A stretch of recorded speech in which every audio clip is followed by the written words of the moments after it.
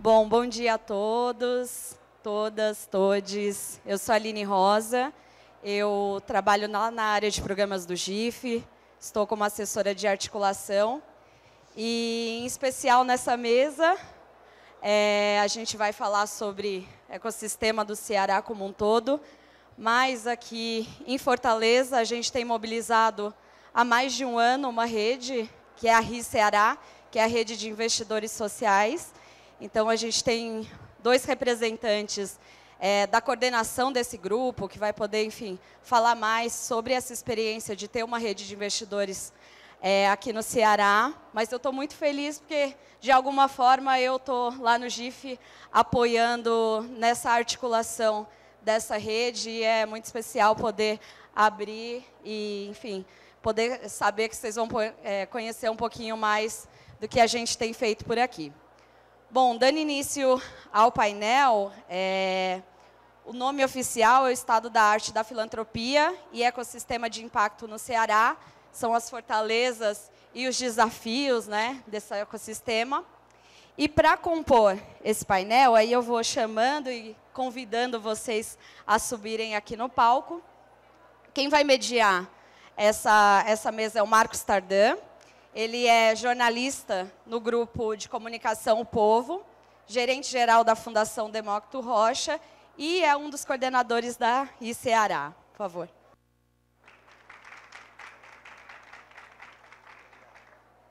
Aí vou chamar também a Bia Fiuza. Ela é especialista em ecossistemas de impacto e filantropia, é diretora institucional do Instituto de Música Jacques Klein, e também faz parte desse comitê de coordenação da RIS.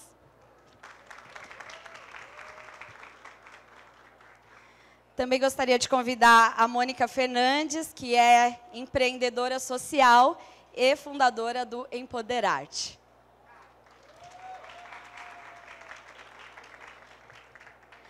A Rafaela Vieira, que é gerente de Relações Institucionais e Políticas Públicas do Pacto contra a Fome. E, para fechar esse quinteto, a Viviane Mansi, que é a diretora de Relações Corporativas na Diageo. Bom, essa mesa aqui vai funcionar com... né, se a gente tiver um espaço, a gente vai colher algumas perguntas, então vamos ter alguém da produção aqui para passar o microfone. A gente espera que tenha um tempinho, porque é sempre bom, né, poder ouvir também quem está aqui na plateia. E só lembrando os recadinhos, após essa sessão a gente vai ter um almoço no mesmo espaço que foi ontem. E no final do dia, como vocês sabem, a gente tem um show do Chico César. Só lembrando que é necessário retirar os ingressos. Lá no credenciamento, somente o participante pode retirar o seu ingresso, tá? Então, a gente pede atenção para vocês retirarem, para não chegar lá e não poder entrar porque não está com o ingresso, tá bem? Então, é isso. Obrigada a todos, todas, todos que estão aqui. E, para vocês, um bom debate, né, que seja muito bom para a gente. Obrigada. A gente tem a proposta aqui, junto com esse time de mulheres aqui, todas maravilhosas, que vocês vão conhecer um pouquinho mais, passar para vocês aqui um pouco do que é essa diversidade de atuação aqui nesse segmento de ecossistema de impacto, de filantropia aqui no Ceará. Essa diversidade, vocês vão ver que eu acho que tem uma variedade grande aqui de exemplos, de tipos de atuação nesse segmento. E eu acho que a gente vai, a grande ambição aqui dessa mesa é, ao final aqui dela, a gente ter passado um pouco para vocês essa impressão do que é, como é que se atua aqui em Fortaleza, no Ceará, em Fortaleza, nesse segmento, num ecossistema de impacto, na filantropia, negócios de impacto, enfim. A gente sabe, não precisa repetir aqui, a questão de desigualdade, concentração aqui no país, e como o censo GIF traduz isso de maneira muito precisa, do quanto esses investimentos sociais são todos concentrados ali no eixo Rio-São Paulo. Então, Fortaleza, Ceará, ela, assim como outras capitais aqui do Nordeste, elas são, eu diria, carentes até de muitos investimentos, de muito envolvimento, participação. Isso aí não tem como a gente fazer de conta que achar, né, que tentar passar uma imagem de que aqui a coisa está maravilhosa, né? Que tem muita gente fazendo, muitas instituições abraçadas e realizando um trabalho que seja referência para o resto do país. Mas, então, as carências são imensas e tem essa questão da concentração no eixo Rio-São Paulo. Mas Fortaleza, eu diria que tem também, e aí depois as demais convidadas vão poder discordar ou concordar comigo, eu diria que tem duas características aqui muito particulares, talvez, aqui de Fortaleza e do Ceará. A primeira é uma que o Fábio Deboni, me lembrei aqui de um livro dele, não sei se ele está aqui nesse encontro, aqui nesse congresso GIF, mas é algum... Ele está? Ah, legal. Ele não está nessa sala, mas está por aí, né? O Fábio Deboni, ele usa muito aquela analogia de enzima, né? Ele fala da enzima, de fazer essa capacidade de conectar e unir diversos atores aí. E eu acho que Fortaleza tem o Ceará tem uma enzima muito legal. Assim, a gente faz aqui, a gente junta muitos atores diferentes de uma maneira, eu acho que não é muito comum em outros locais do país. A gente vê essa atuação em rede, com alguns atores, não todos, faltam muitos ainda, em número, em quantidade, as pessoas e instituições se engajarem mais. Mas eu acho que tem uma enzima bacana e diferente aqui no Ceará. Então, quando eu falo enzima, estou falando que estão juntando iniciativa privada, poder público, Ministério Público, governo, prefeitura, empresas, filantropia, tudo num número pequeno, eu acho, eu diria, meu ponto de vista, mas atuam de uma maneira conectada, que eu acho que é um certo diferencial aqui. E não sei, depois os outros aqui, a Bia em especial, que conhece muito, podem concordar ou discordar. E uma outra característica aqui, talvez meio particular de Fortaleza, seja quando a gente fala de um potencial de investimento social muito grande, dado um número grande, proporcionalmente grande, de famílias com muita capacidade de filantropia e de investimento social. Aqui no Ceará tem um número particularmente alto, assim, quando comparado, inclusive, ao resto do Nordeste. Tem mais do que o resto do Nordeste todo junto, fica bem abaixo aqui do Ceará. Então, acho que a gente tem, eu diria que tem essas duas características, talvez um pouco diferentes, particularidades aqui no Ceará. Mas, de resto, eu acho que, como todas as capitais do país, em especial do Nordeste, temos todas essas fortalezas e desafios que trabalhar nesse segmento, no terceiro setor, investimento social, enfim, filantropia, negócio de impacto, de todos os grandes e imensos desafios que a gente enfrenta para poder amenizar a questão de desigualdade social aqui no país.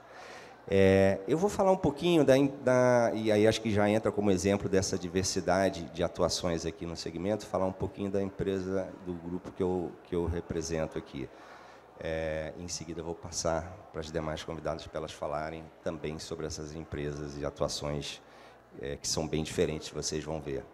Enfim, eu tenho, como ela apresentou, a Aline me apresentou, eu sou jornalista, então eu tenho um trabalho também como jornalista no grupo de comunicação O Povo, que tem um jornal impresso, vai fazer 100 anos, tem uma rede de rádios, entre elas a CBN Fortaleza, a CBN Cariri, tem nas redes sociais, muito forte na atuação nas redes sociais, especialmente no Instagram.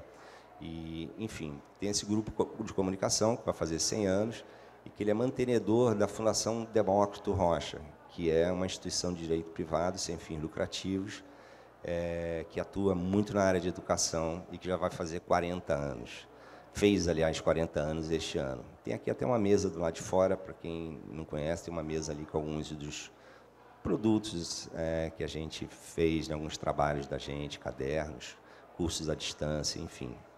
Será um prazer quem quiser conhecer um pouco mais do nosso trabalho. Então, a gente trabalha há 40 anos com educação à distância, e eu tenho uma atuação também como gerente geral da Fundação Demócrito Rocha. A gente trabalha, então, com educação à distância já há 40 anos, naquela época eram só fascículos encartados no jornal. E temos também uma editora, as edições Demócrito Rocha, trabalho com muitos livros didáticos e paradidáticos, e tem uma rede de televisão, televisão educativa, né? 2 canais de televisão educativos. Nós somos parceiros do Canal Futura, da Fundação Roberto Marinho, aqui no Ceará.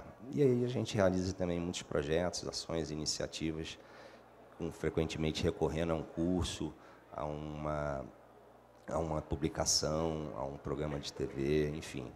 E até fiquei muito feliz aqui, tem gente aqui do staff que eu estava conversando, a Lili, ela está por aí, em algum lugar, que ela fez curso, é uma das alunas, fez alguns cursos da gente, fundação, a gente tem muitos cursos, muitos deles são oferecidos gratuitamente, e a gente atinge, às vezes, mais de 100 mil alunos inscritos em alguns dos nossos cursos.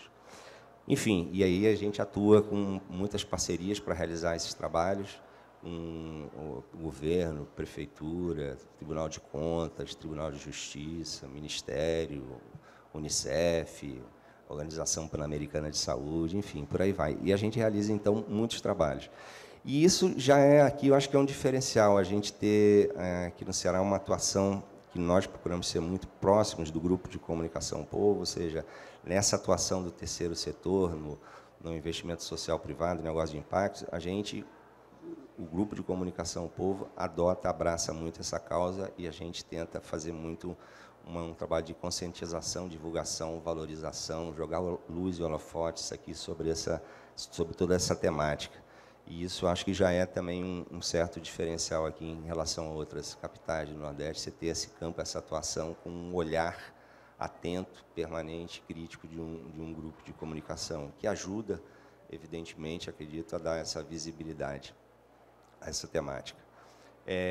Pois bem, eu dei uma palhinha rápida aqui sobre um trabalho da gente, mas acho que a intenção agora, deixa eu passar a bola para as demais, para falarem também sobre as suas atuações aqui, e eu acho que vocês, afinal, vão ter essa percepção dessa diversidade de atuação.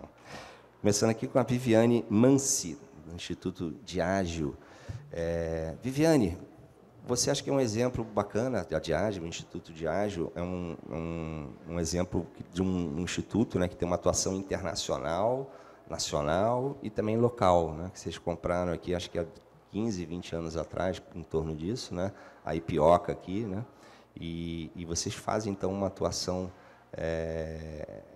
tem desde então uma atuação muito forte, né, uma presença muito forte aqui no Ceará, mas você já vem de um olhar, de uma trajetória internacional. Tem diferença muito, tem particularidades aqui no Ceará, tem particularidades no Brasil. Como é que o Nordeste, assim, acho que você pode trazer uma visão muito rica dessa visão em todas essas iniciativas de atuação social, né, de investimento social, do ecossistema de impacto, de uma visão internacional, nacional e local. Em que elas se diferenciam, se complementam, se enriquecem? Ok. Olá, gente. Boa tarde. Para mim é um prazer estar aqui com vocês. Eu estou vendo alguém gravar ali no final, então, como eu não tenho certeza de quem está nos assistindo, eu vou começar dizendo que eu sou uma mulher branca, grisalha. Eu estou aqui no palco de saia verde, de uma blusa caramelo, um sapato caramelo e um brinco curto. E uso óculos. Óculos eu já tão incorporei ao meu jeito de ser que eu nem lembro que ele existe mais. Mas, quando a gente pensa no papel da empresa privada, e, no final das contas, esse tem sido o meu papel já há um bocado de tempo, eu tenho estado na iniciativa privada há bastante tempo, a gente tem uma preocupação de fundo que é, cada vez mais, o que é uma empresa que cresce? Uma empresa não cresce só porque ela tem produtos e serviços que atendem uma demanda da população. Ela cresce, sobretudo, porque ela é vista como um bom parceiro de escolha. E a gente escolhe como parceiro de escolha uma empresa que apenas tem bons produtos e serviços? Provavelmente não. A gente escolhe como parceiro de escolha quem a gente sente que nos inclui no crescimento delas, nos inclui na forma como a gente trabalha. Então, se existe algo que a gente fala dentro de uma empresa privada grande, é pensar o papel da licença social de operar. Então, para além de fazer produtos de qualidade, e eu estou falando de uma empresa que faz marcas que vocês seguramente já ouviram falar, então, aqui no Ceará, fortemente Ipioca. A gente tem muito orgulho de ter no nosso portfólio essa cachaça, mas a gente fala também da família John Walker, de whisky, fala de Smirnoff, fala de Tanqueray, fala de uma série de outros produtos, fala de Baileys, do licor, e uma série de outros destilados. Então, globalmente, a Diageo é uma empresa de destilados. É a maior empresa do mundo nesse segmento. Para crescer dessa forma, né, todas essas marcas, e não é o caso do Brasil, mas a cerveja Guinness também é da Diageo, a gente opera fortemente com Guinness na Europa e nos Estados Unidos.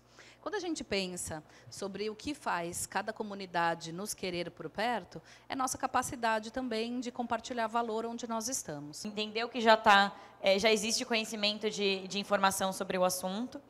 A gente tem uma segunda premissa muito importante de atuação, como o Marcos também comentou, que é: não dá para resolver o problema da fome ou qualquer outro problema complexo se a gente não envolver o governo, se a gente não tiver boas políticas públicas formuladas e implementadas e gerando resultado.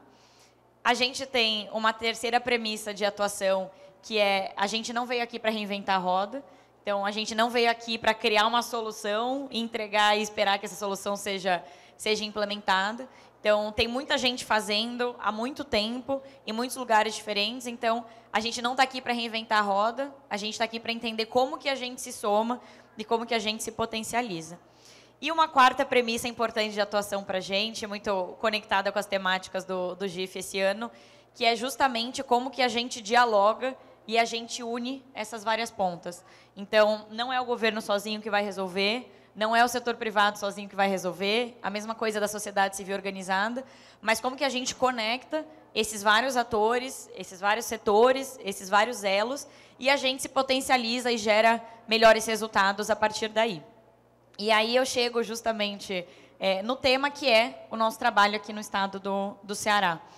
Então, justamente, a partir dessas 4 premissas de atuação que, para o Pacto contra a Fome, são formas inegociáveis de estar trabalhando, a gente aterriza aqui no estado do Ceará. Então, hoje a gente trabalha bastante fortemente com políticas públicas e a gente tem uma parceria aqui com o governo do estado do Ceará, assim como temos em outros estados do país, e a gente constrói o projeto e toda essa atuação aqui no estado do Ceará calcado nessas 4 formas de trabalhar. Ontem, em um dos painéis, teve uma pessoa que falou, e aí até para ilustrar a nossa atuação aqui, que se a gente quer trabalhar com impacto, a gente precisa estar sempre se provocando quem que está do meu lado, ou quem poderia estar do meu lado e não está. Então, a gente chega e constrói esse projeto aqui no estado do Ceará, muito calcado nisso, com o objetivo de conectar e criar uma aliança multissetorial aqui no estado do Ceará, com essa capacidade de, se não resolver o problema da fome, mas que a gente possa ter caminhos e cada vez chegar mais próximo de resolver esse problema. E aí, para encaminhar minha fala, eu queria trazer 3 exemplos práticos de como que a gente colocou isso para acontecer de forma prática. Em primeiro lugar, quando a gente iniciou o projeto, a gente percebeu que tinha um desafio de todos esses atores, então governo, sociedade civil, academia, setor privado, olhar para a mesma direção. Então, cada um estava olhando para um lado, inclusive com dados e informações diferentes. Então, a gente fez um trabalho justamente com institutos de pesquisa do Ceará e com a sociedade civil do Ceará, o governo do estado do Ceará, conglomerar todos esses dados e esses conhecimentos que já estavam postos aqui sobre o problema da fome no estado do Ceará, e juntos a gente chegou em um diagnóstico único e consolidado sobre onde o problema está mais latente, está mais gritante. E a partir daí, esse virou um documento, informações comuns, tanto para a gente, enquanto Pacto contra a Fome, sociedade civil, mas também para o governo, também para esses institutos, para priorizar as nossas atuações justamente nesses territórios que vieram do diagnóstico como os territórios que demandam prioridade, demandam focalização da nossa ação.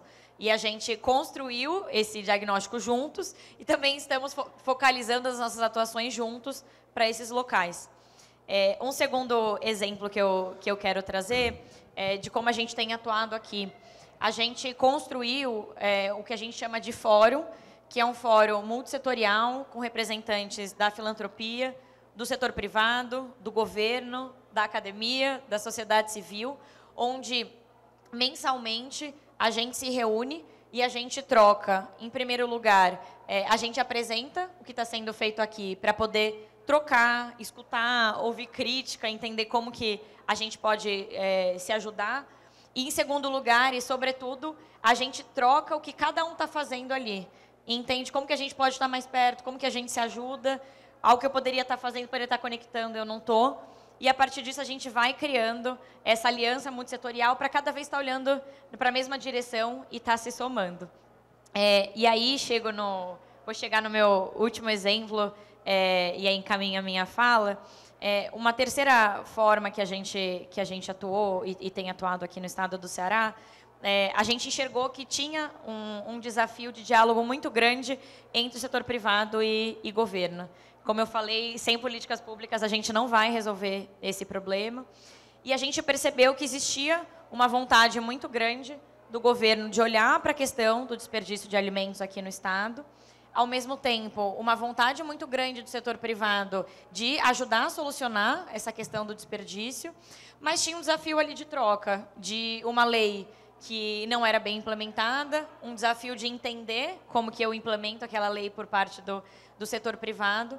E a gente reuniu todos esses atores na mesma mesa e, justamente, o governo fez uma apresentação de uma proposta de lei, que, inclusive, hoje é uma das legislações mais inovadoras no Brasil quando a gente pensa em desperdício.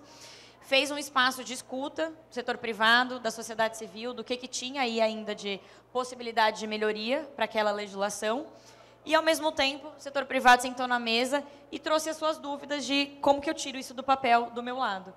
E a gente saiu dessa, que foi, na verdade, uma tarde juntos trabalhando, com um governo, de um lado, com uma legislação melhor formulada, que teve escuta da sociedade civil, que teve escuta do setor privado, e, do outro lado, o setor privado que entendeu o que era aquela legislação e se colocou ali à disposição e pactuou o compromisso de tirar aquela legislação do papel.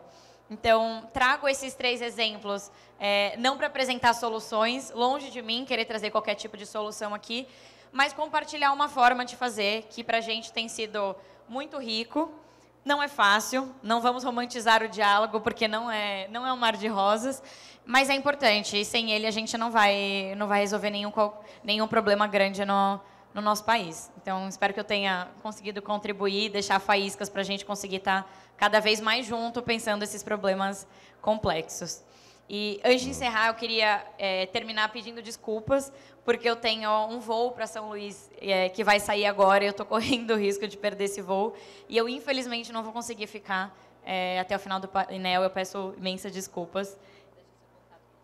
E vou deixar meu contato aqui à disposição. E fica o convite para quem quiser estar junto do projeto, ou pensar outras ações conjuntas. A ideia é que a gente está cada vez somando mais. Obrigada. Muito bem, Rafaela. Obrigado. Então, gente, a Rafaela acabou de dar um exemplo aqui da articulação, né, de várias instituições, empresas, apoiadores, junto com o governo, com uma atuação muito forte do governo do Estado aqui, né?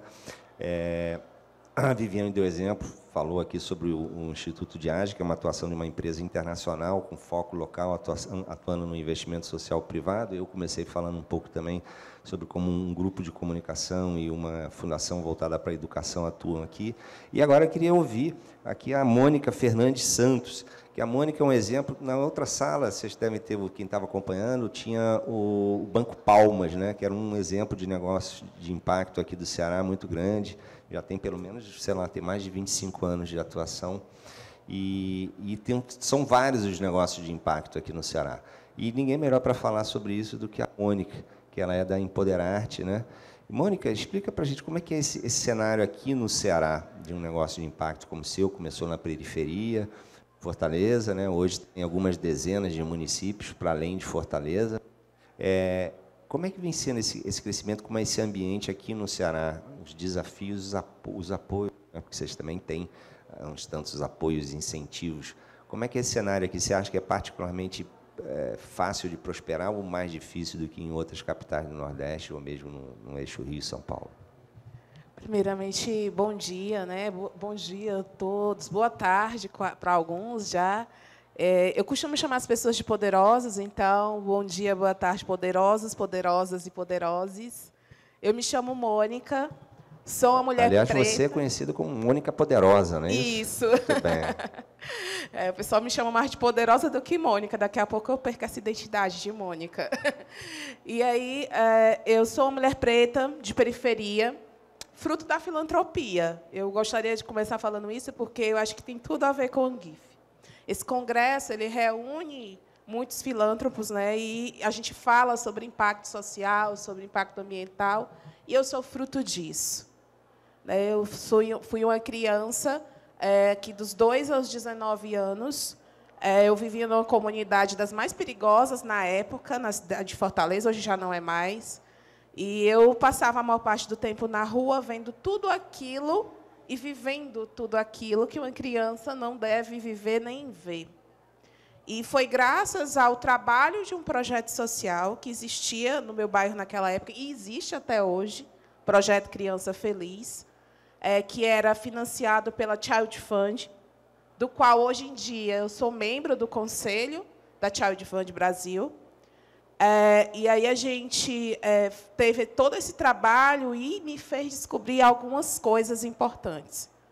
Existia um negócio chamado conhecimento, que ele era uma espécie de ingresso, de passaporte, que poderia me levar para outros mundos diferentes do meu. Eu descobri isso dentro dessa casa. E descobri algo mais valioso. Existia um negócio chamado sonho. E, maior ainda, era possível realizar esse negócio chamado sonho. E, dentro dessa perspectiva, eu me formei e cresci. E, em 2019, eu fiz uma transição de carreira, porque, na verdade, minha primeira formação foi como enfermeira. Mas eu sempre fui empreendedora desde pequena. E esse empreendedorismo ia me levando a conquistar muitas coisas. Então, quando enfermeira, eu queria cuidar das pessoas, mas aí depois eu descobri que eu queria cuidar de outra forma. Em 2019, eu comecei a devolver e comecei a procurar o que fazer. E entendi que diversidade não é sobre ter homem e mulher. É sobre ter homem, é sobre ter mulher, é sobre ter pretos, é sobre ter pardos, indígenas, LGBT e todas as espécies e tipos de pessoas, de vivências, de classes sociais e de experiências. Quando eu falo na perspectiva de diversidade, olhando só se é a diversidade de gênero, eu não estou olhando para a diversidade como um todo. E eu comecei a perceber o quão míope estavam nossas visões em muitos aspectos, até por falta de conhecimento. Então, nesse processo, eu montei a Empoderarte, que não é um projeto social. Ela é mulher, ela é negra, contou essa história todinha, não montou um projeto social, não sou obrigada. Eu montei uma empresa, né? Então, eu tenho uma empresa, que é uma empresa de impacto socioambiental, aqui do Ceará, se posicionando como dinamizadora de impacto. Então, nós temos alguns programas, projetos, ações, treinamentos, e também co-criamos com empresas como a de vocês, a gente cria soluções personalizadas para as comunidades. Porque nada pode ser feito para nós sem nós. Se vir de cima e querer vir para a gente do jeito que vocês pensaram, não se aplicará à nossa realidade, nem à nossa realidade. A gente precisa, primeiro, da escuta. Primeiro disso. E eu sou especialista em escutar e falar. Pense numa pessoa para falar. Então, eu montei essa empresa, a Empoderarte, que é uma empresa meio. Né? A gente está ali entre as OSCs e os investidores que trazem esses problemas, ajudando com a metodologia própria. Inclusive, a gente está agora começando a patentear. Nem te contei, né? Mas é.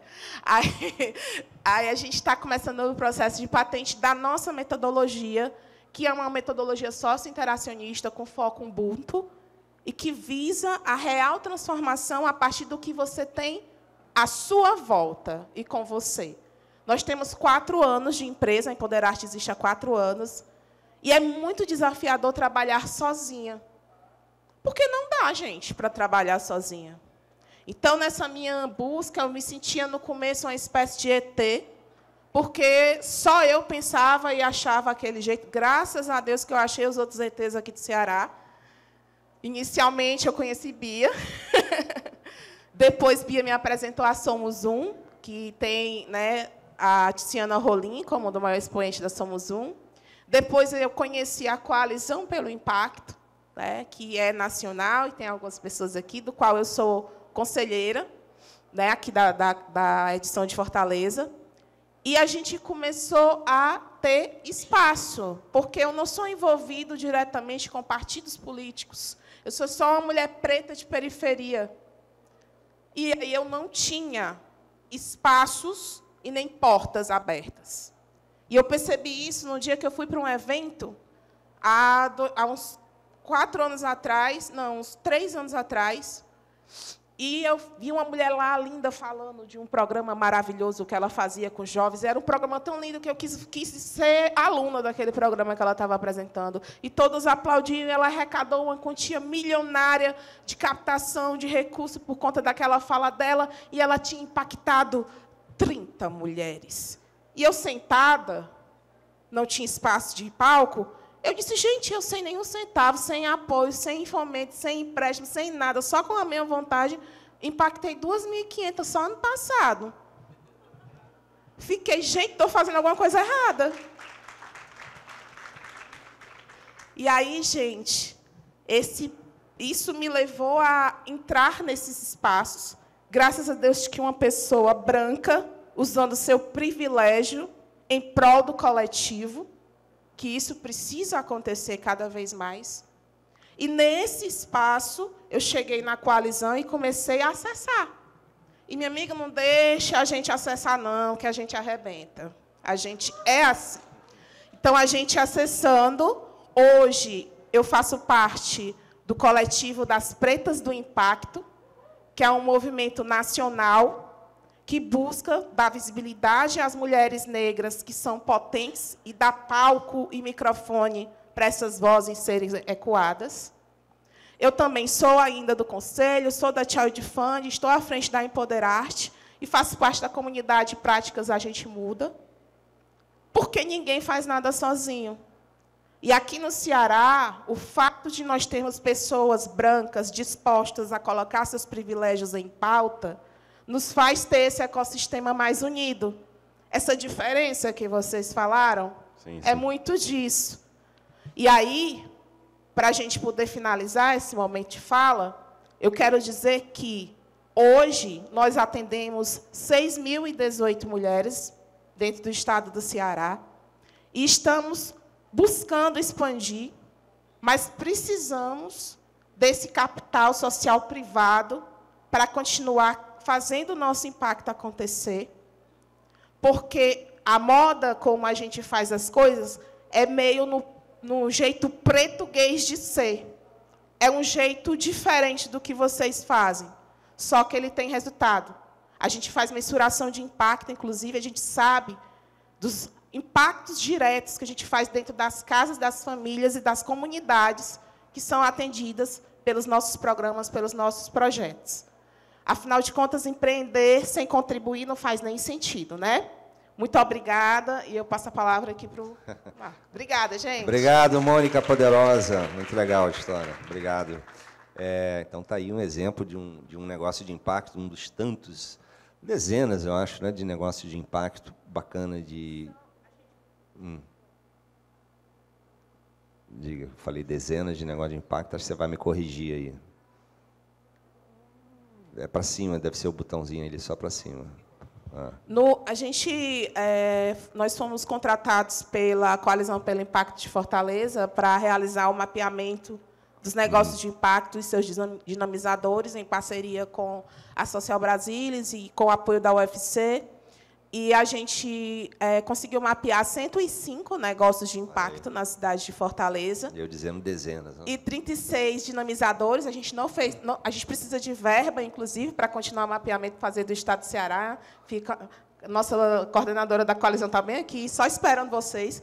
E aí a gente conseguiu fazer um grande diagnóstico nesse mapeamento, e a gente percebeu que os dinamizadores se concentram aqui na região de Regional 2, e os negócios estão espalhados na periferia. E há um abismo de distância, não só geográfico, mas social, financeiro, de questões de segurança. Tem alguns pontos que a gente não pode passar de um canto para o outro. Então, a gente precisa de mais dinamizadores fortalecidos e espalhados em todas as regionais da cidade de Fortaleza, para que esses negócios possam cada vez mais crescer. Porque a gente observou também que os negócios de impacto que estão localizados aqui na região, mas aqui, do lado de cá, da Regional 2, eles têm os maiores faturamentos. Eles são liderados por pessoas brancas, enfim. E os negócios que são a maioria, que é quem está resolvendo o BO, que é quem está no corre, resolvendo os problemas complexos, estão lá e são os que faturam muito, muito menos, por falta de apoio e de acesso. A concentração e a desigualdade aqui também em Fortaleza, que se refletem muito, de maneira muito forte, né? Obrigado, Mônica Poderosa. Muito legal a sua fala, seu exemplo. Estou vendo aqui na plateia, tem outro exemplo de um projeto muito bacana, quem não conhece, Casa de Vovó Dedé. É muito legal. Recomendo demais quem não conhece, que conheça. É um trabalho muito bonito. E agora eu queria ouvir Bia Fiuza. Bia é aquele exemplo, é filantropa, né? Tem uma família, mantém um Instituto de Música Jacques Klein e também está à frente aqui da Coalizão pelo Impacto, aqui em Fortaleza, né? É uma das 6, é isso? No país, e você aqui está à frente. Então, Bia, você tem uma visão muito boa de toda essa área de negócio de impacto, de investimento social privado, de filantropia, né? Você tem essa visão muito legal, completa, rica, do Brasil e da realidade especificamente aqui do Ceará, aqui de Fortaleza. Eu, no início, na primeira fala, eu falei dessa questão, se tem alguma particularidade, talvez, aqui em Fortaleza, talvez tenha a ver com isso que o Fábio Deboni chama de enzima, né? Essa capacidade. Você concorda, não? Eu viajei, estou sendo muito, sei lá, positivo, otimista, não sei. Concordo demais. Queria fazer só uma pequena correção, Tardan, que hoje quem está à frente da Coalizão pelo Impacto em Fortaleza é a Carla Esmeraldo, que está aqui com a gente. Muito bem feita. Eu colaborei com a Coalizão durante 3 anos. E foi incrível. A Mônica falou da Coalizão um pouco, né? Olha, eu acho que o grande diferencial, e sim, eu concordo, é que aqui tem calor, em todos os sentidos. Legal. Né? Eu acho que tem muito calor e a gente precisa de calor para viver. E é disso que eu queria falar. Assim, hoje eu represento o Instituto de Música Jacques Klein, já tive a alegria de colaborar com muitas pessoas que estão aqui nessa sala. Né? Durante um ano eu trabalhei com o Pacto contra a Fome, preparando a chegada deles aqui, com a própria coalizão durante 3 anos, a Somos Um. O GIF, eu não posso deixar de falar da minha alegria de ter o 13º Congresso GIF aqui em Fortaleza. Muito bom, obrigado, GIF. Né? Muito obrigada, GIF, por estar aqui, e todos vocês que estão aqui na terrinha, participando e, enfim, né, interagindo dessa forma. Eu acredito muito na importância, né, da construção de vínculos e de afeto, de amor. Eu acho que quando a gente conhece as pessoas, quando a gente vai até os territórios, quando a gente se dispõe a sair de si para encontrar o outro, as coisas acontecem. E quando a gente começou o Instituto, em 2012, eu acho que a gente começou o Instituto a partir de um lugar de vontade, de amor, mas de muita arrogância também, entendendo que a gente tinha algo para fazer muito importante, né, e que nós íamos salvar as pessoas. E ninguém salva ninguém. Eu acho que essa é a grande verdade. Se não houver escuta, se não houver compreensão do território, se não houver humildade, se não houver colaboração e fazer junto, as coisas não acontecem. E o Congresso foi aberto, uma das falas, né, que tem se repetido é sobre o medo. A gente vive num período onde o medo está muito alastrado também. E eu acho que o contrário do medo é a confiança e é a esperança. E a gente só constrói confiança quando a gente se dispõe a estar com o outro. É preciso a gente interagir, é preciso a pele tocar na pele, sabe? É preciso o olho olhar para o olho e a gente construir confiança. Confiança não se dá, confiança não se toma, confiança se constrói. E vínculos também. E eu acho que hoje a gente vem fazendo um trabalho que é pautado nisso.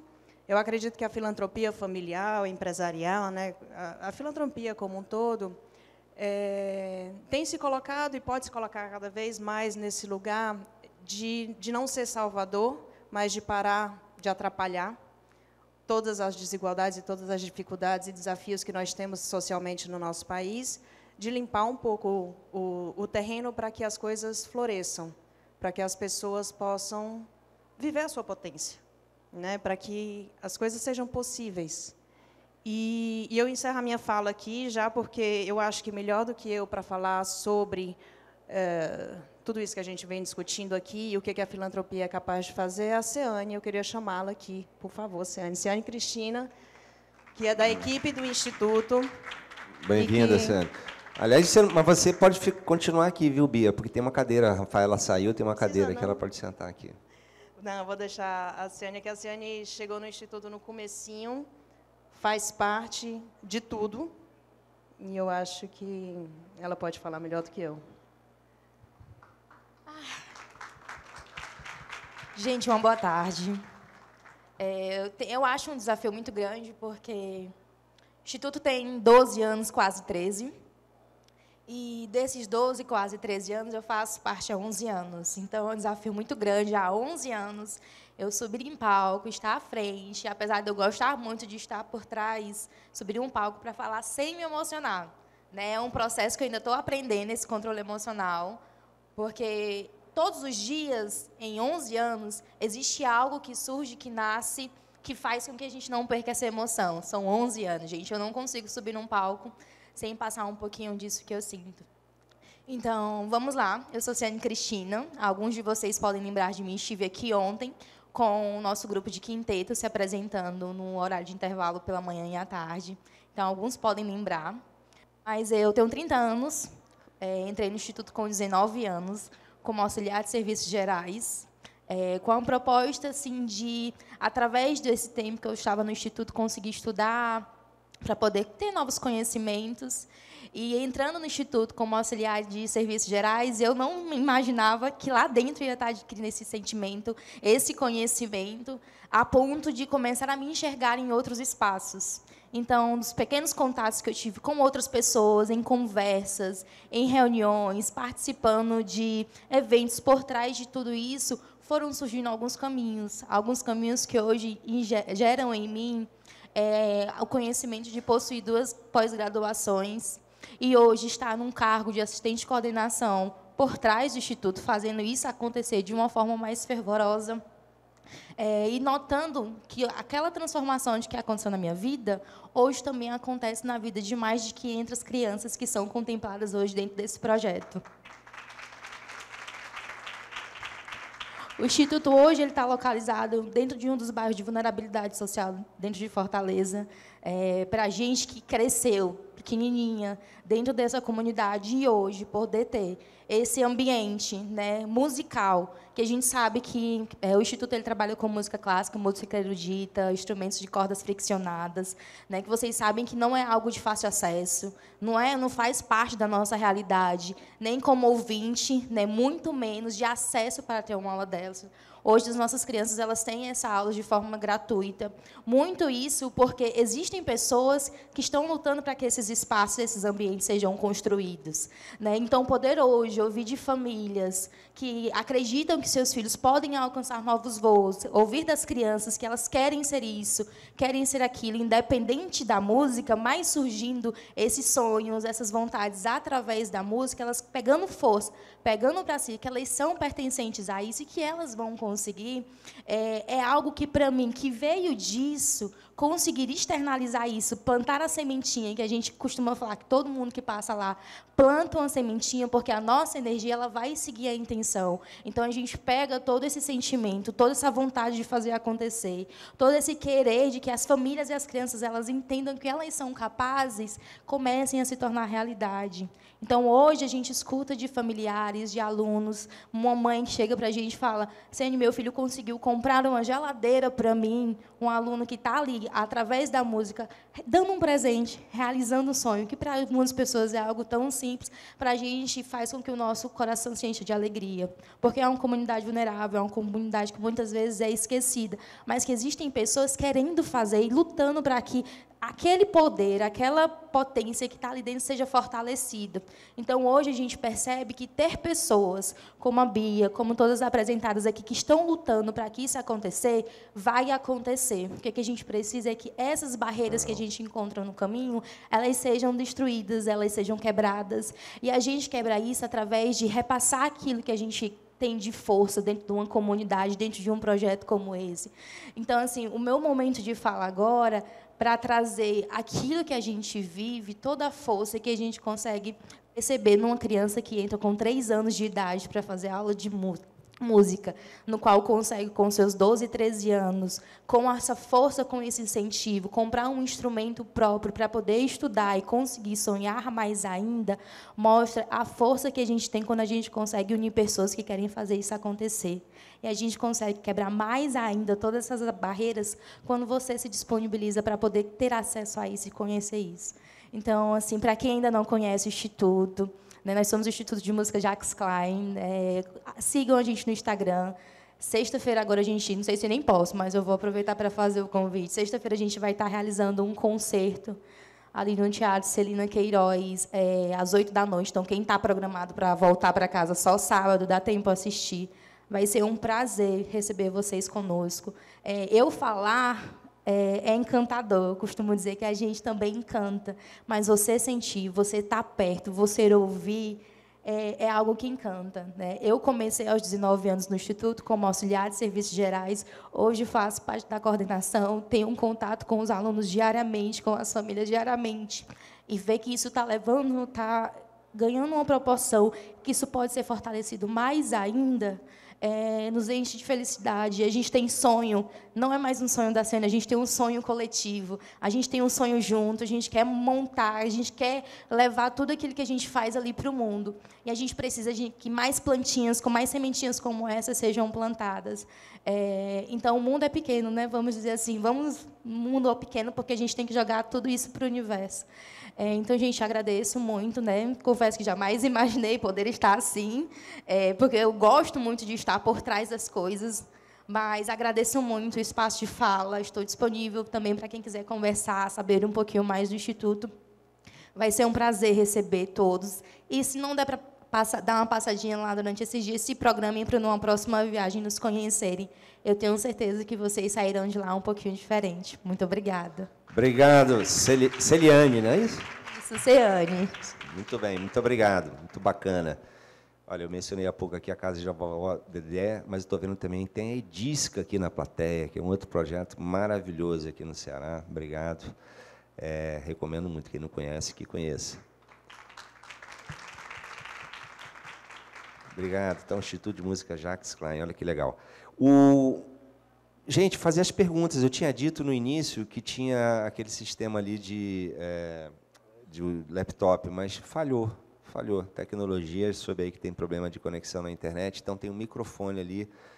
Como é o seu? Não é Carla, né? Pronto, a Carla está com o microfone ali. Quem quiser fazer alguma pergunta, por favor, fique à vontade. Nós temos aqui ainda, acho que 10 ou 15 minutos, não sei. Por aí, não é? 10 minutos, pronto. Temos 10 minutos ainda aqui para esse encontro da gente. E eu acho que deu para, ao longo aqui dessa conversa, né, Viviane? O que você achou? Você já conhecia esses trabalhos todos? Não? Não conhecia, mas um pouco da gente estar aqui no GIF é também para isso. Para a gente ter certeza que... É muito difícil, gente. A gente, especialmente quem fica em São Paulo, a gente é bastante consumido para as questões de lá. Como é que a gente participa e entende melhor necessidade local, Brasil, do tamanho que é gastando sola de sapato, né? A gente tem que estar perto do território. É muito difícil você fazer algo de valor estando distante. Então, um pouco da felicidade que eu compartilho com todas aqui do GIF estar em Fortaleza é por conta disso. Isso abre um campo de oportunidade para todos nós. Qual é o seu nome? Eu sou a Mariane. Mariane, queria fazer uma diga. pergunta para a Viviane, por favor. Eu adoro escutar grandes empresas acabam apoiando as questões aqui, tanto de sustentabilidade, inclusão produtiva no Brasil. E queria que você contasse um pouco, porque a cadeia de fornecedores de vocês têm os fornecedores tanto de matéria-prima, mas vocês têm também ali o ponto de venda que vocês vendem, né, as bebidas. O que vocês fazem de atuação, tanto de inclusão produtiva, de crescimento para esses pontos de vendas, porque a gente sabe a importância do empreendedorismo e do pequeno empreendedor aqui no Brasil. Então, eu queria que você contasse um pouco sobre isso. Obrigada, Mariana, pela pergunta. Quando a gente começou a trabalhar e ter um olhar mais, vamos dizer assim, de colocar as estrelas em constelação, né? Como é que a gente pode criar formas de ver as necessidades que, se a gente fizer sozinho, a gente tem um alcance, se a gente fizer com todo mundo, o alcance é muito maior. Então, cada vez mais a gente tem feito esses arranjos. Então, por exemplo, quando a gente faz o Learning for Life, que é esse programa de formação de bartenders, o programa ele começou com a formação em si, de uma forma sofisticada, bacana, certificado internacional. As pessoas podem se inscrever e fazer cursos online, então você não precisa estar numa região específica para poder fazer. Mas aí vinha um dilema. Ok, eu estou formado, eu tenho uma série de... Assim, eu me sinto preparado e eu vou trabalhar onde? Então, hoje a gente bate na porta dos nossos bares e restaurantes e fala, viu, olha quanta gente legal eu tenho aqui. Com quem que você vai ficar? Então, hoje a gente começa a trazer todo mundo mais para perto, para justamente todo mundo fazer parte de um projeto mais amplo. Então, a gente faz isso via Brasel, que é a associação que congrega bares e restaurantes. A gente tem no nosso conselho do Instituto o diretor de vendas da Diageo, que também é uma pessoa que articula muitos parceiros dele, de forma a gente ter essa presença. Vocês imaginam que aqui no Ceará, por exemplo, a gente tem um programa que é muito especial para nós, que é a inclusão de pessoas trans. Então, por ano, a gente tem mais ou menos 20 vagas de pessoas que fazem parte do programa. Então, eles ficam conosco dentro de um programa de trainee, e, num determinado momento, esse programa acaba. Parte deles eu consigo assumir e passa a fazer parte da empresa, parte não. Então, a gente conversa com as empresas da localidade, que a gente é super bem formada, é gente capaz, gente que tem todo o entusiasmo possível, e a gente precisa buscar espaço para essas pessoas continuarem no mercado formal de trabalho, porque não é simples. Eu mesma, quando eu tive a primeira conversa com eles, e eles me contam as histórias, me contam os sonhos, gente...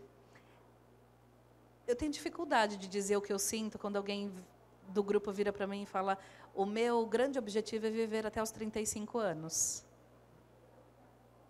Gente, se a gente não se incomoda com isso, a gente se incomoda com o quê? Né? De uma pessoa... E aí eu acho que a pessoa que falou, viu o meu constrangimento diante disso e falou: não, mas é que deixa eu te explicar. A gente morre cedo, porque ninguém inclui a gente. A gente tem que se importar com essas coisas. A gente tem que achar isso cruel, horrível e inaceitável. Então, como é que a gente trabalha isso? Então, a gente procura falar muito desses programas para mostrar para a nossa comunidade empresarial que é perfeitamente possível, necessário e positivo que essas pessoas estejam para dentro, e não por períodos curtos, mas que façam parte da nossa gente pronto. Então, essa é uma conversa que ela precisa ser sempre com mais gente. Então, hoje, o que a gente faz é realmente tentar usar todos os nossos espaços de negócio para a gente falar dessas temáticas. Então, eu faço convenção de vendas, a gente fala. A gente faz convenção de distribuidores, a gente fala. A gente faz convenção de fornecedores, a gente fala. Então, boa parte do nosso time tem esse processo de gastar sola de sapato e de escuta para entregar esse tipo de coisa. E a gente, todo dia, aprende um pouco. Como é que a gente faz isso melhor, como é que faz isso de uma forma mais ampla, como é que a gente ajuda para manter as pessoas, porque essa comunidade, por exemplo, fala assim, bom, quando eu estou dentro da empresa, para mim é como se fosse a Disney, que eu me sinto parte. Mas quando eu passo pela porta e eu volto para a sociedade, o dilema é outro. E não devia ser, né, gente? Então, a gente precisa trabalhar essas questões de uma forma mais ampla. Então, a gente faz isso em todas as direções. E um trabalho interno importante, porque cada funcionário da Diageo precisa ser o embaixador disso tudo. Então, a gente também fala muito dentro de casa, porque onde cada um cria o seu espaço de trabalho e cria uma oportunidade para os programas, a gente vai lá e faz. Todo dia tem que ter entusiasmo, porque se falta entusiasmo, falta resultado final. Obrigado. É isso? Me coloco à disposição, só complementando. Eu sou do Estímulo, nós somos um fundo de impacto ao empreendedorismo no Brasil. Então, você falou muito dessas redes de parcerias. Acredito que a gente pode conversar um pouco melhor para a gente trazer mais inclusão produtiva. Legal. Parcerias. Muito bacana. Carla, acho que tem mais alguém ali, né? Querendo fazer pergunta? Tem quanto? 5 minutos. Tem. Ela. Olá, bom dia a todos. Como é o seu nome? Thaís. Thaís. Sou advogada especialista no atendimento de organizações, mas hoje a minha pergunta é para a Poderosa, especialmente considerando um pouco do que a Mariana, acho que trouxe, né, sobre ter parceiros que se disponibilizam na inclusão produtiva. E sendo de São Paulo, né, a gente está ali naquele aspecto do Faria Limer, que está sempre dentro dos escritórios. Eu queria que você contasse um pouco das dificuldades que é estar atuando no território, sem recursos financeiros e sem parceiros.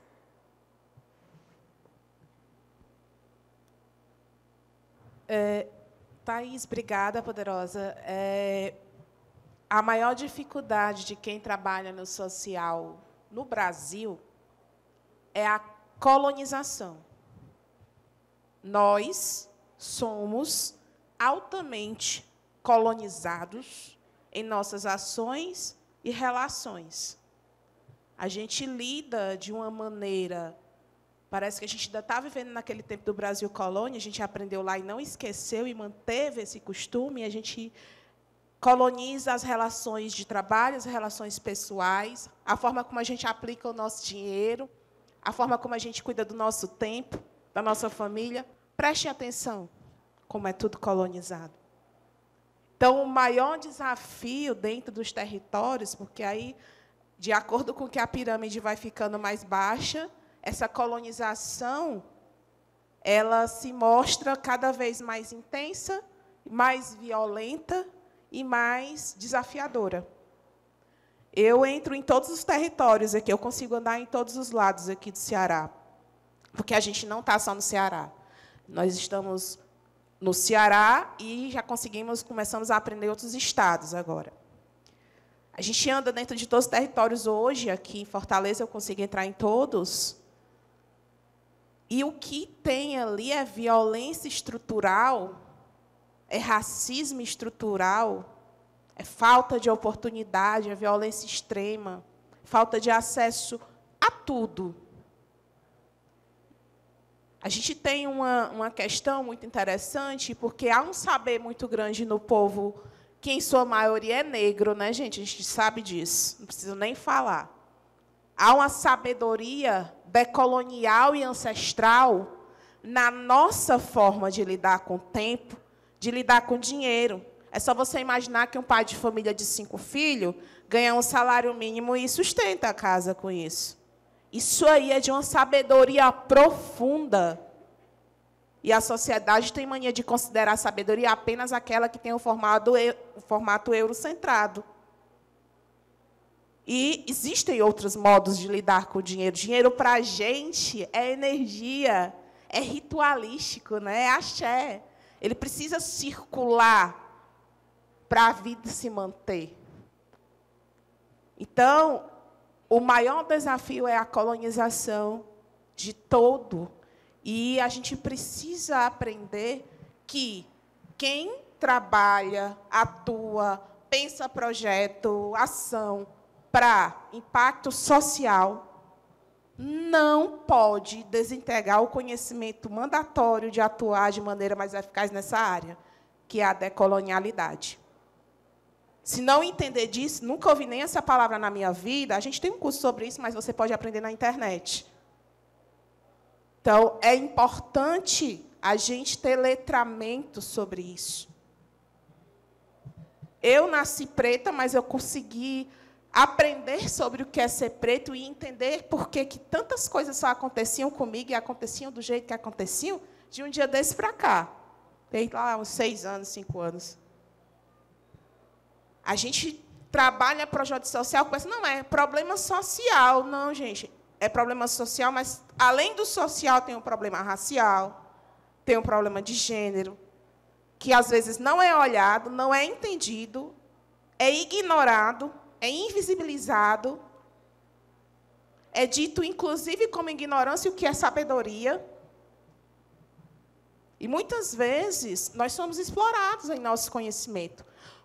Você sabe, Thaís, quantos conhecimentos foram roubados de nós e intitulados como fulano que criou essa metodologia e recebeu não sei o quê, e ganhou não sei o quê, e isso vem de fulano.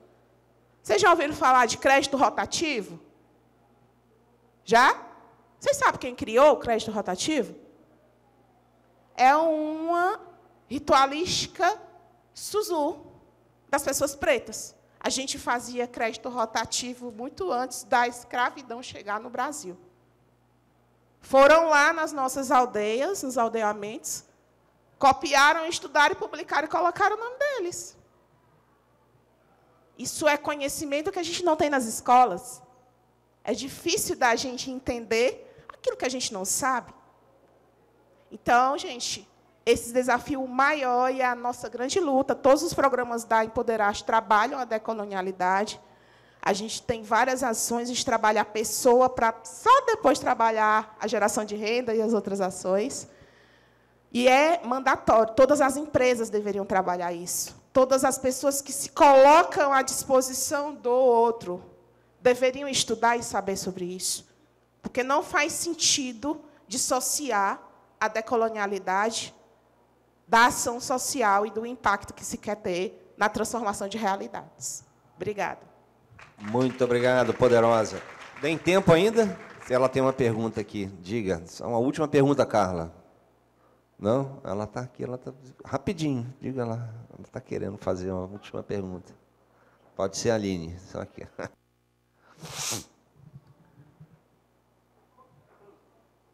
Obrigada, vou ser breve. Minha pergunta é para a Viviane. Meu nome é Rebeca. Eu sou de uma startup de impacto chamada IB. A gente trabalha para dar solução aos desafios do lixo no mundo, nos negócios, na cidade. E aí eu queria saber se o Instituto Diageo tem algum projeto de fomento, de desenvolvimento com a cadeia de reciclagem, né? Porque dentro do Brasil a gente tem um grande desafio, que é a estruturação de reciclagem do vidro, por ser um material de logística desafiadora. E aí a gente está falando de inclusão produtiva de catadores de materiais recicláveis, em sua composição maior, 60% mulheres, mães negras, com uma renda média de R$300 a R$600 por mês. E aí eu queria trazer uma pulguinha atrás da orelha para vocês, até enquanto especialista.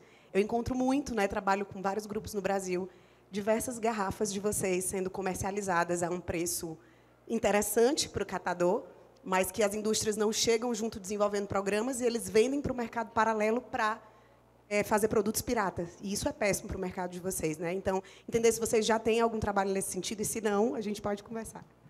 Legal. A gente tem até uma meta global de recuperação de garrafa, que a gente deveria recuperar pelo menos 60% das garrafas. E aqui no Ceará, a gente recolhe 72%. Então, o processo aqui no Ceará, até respondendo uma pergunta que o Tardan fez no início, o processo aqui no Ceará é o nosso melhor processo do mundo. O que não quer dizer que agora eu não tenha ficado curiosa com o que você tem para oferecer. Então, vamos conversar. Porque, sim, a gente faz, mas 70 não é 100. Né? Então, como é que a gente melhora isso? Porque a gente tem um mercado de alto valor agregado, é um mercado de muita incidência de impostos, e como todo mercado de muita incidência de impostos, você acaba tendo um processo de um mercado paralelo e legal grande, que a gente combate, evidentemente, porque, inclusive, nós estamos falando de um produto que você bebe, portanto, coloca a saúde das pessoas em risco. Então, sim, esse é um tema de interesse. Saindo daqui, a gente conversa um pouquinho. Vai sair cheio de parcerias aqui depois dessa conversa hoje. Muito bem. Obrigado, gente. Acho que é isso, né? Pelo horário aqui, a Carla e a Aline estão me olhando com cara feia ali, então temos que acabar. Muito obrigado a todos e todas. Foi um prazer aqui. Até uma próxima oportunidade. Obrigado. Vou tirar a foto.